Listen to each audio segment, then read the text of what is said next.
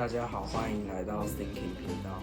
在汪洋的海面上，有时会风平浪静，有时却是波涛汹涌。在海面上的船只，如果有个明确的方向，他们会更容易找到回家的路。希望透过积木感应器，将这样的感觉呈现出来。这可以让远方的船只看得很清楚的灯塔。我在前方装了一个感应器，当有人靠近这个作品，就会模拟出船只寻找方向。